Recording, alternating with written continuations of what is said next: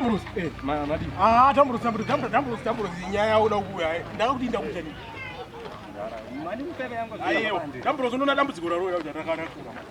Ano, wala ndipinza mawani. Ano, vanhu vino vanhu varikuita tamburusi. Ano rati baba ndati ndoda kusungisa. Yeso unoda kuwa live ichi. Andi zvinhu zvitatu ndakuudza. Bati baba rikabvandi kuteka tokafa. Aiwa, apana chakakamba. Wakamba chichauka. Asa vari kuzoka mumzi. Aiwa, mumzi. Iwe, wakandiwana zuro. Sinora muri kuwadzira kulepo. Naramba dzoka. Acheki mabondi ko. Ndirawo kulepo. Wati ngodi yani makaudzera mukoma. Aiwa, ndakauta kuti manje ndona kabuti ndona manje kuri uya. Ano manje kuri ezo ufamba muno malali. Ano ngatidzaba. Ugari kuzarabani kuko ndokora ko. Ndozo kuzari dzoka iwa andibona ko. Eso vai bachira ko. Kwakwaibatira. Usazwai baba. Fona ndakudzima kana ndito vachikasika mbiyani batisi. Aiwa, ndakuzibomera kudana. Nyaya ndiro kudzokera kumzira. Ndokura ngoti. Mari transport. Mari unoona kutamba mani. Nokura bhazi. Nowauza kuti mari kudei.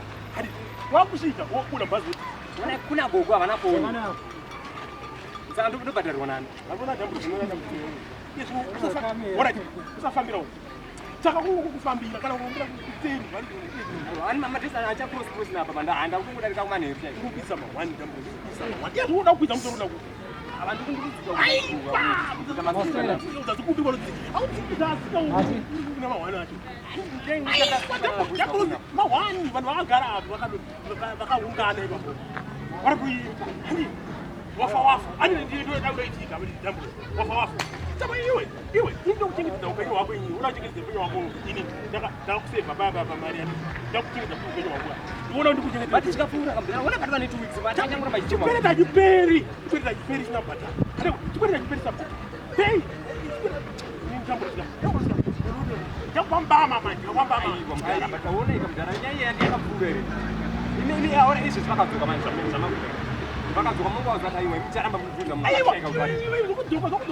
iwe vatoripo izvi vakababaya mamusati vanenge vandobenga aiwa vapengi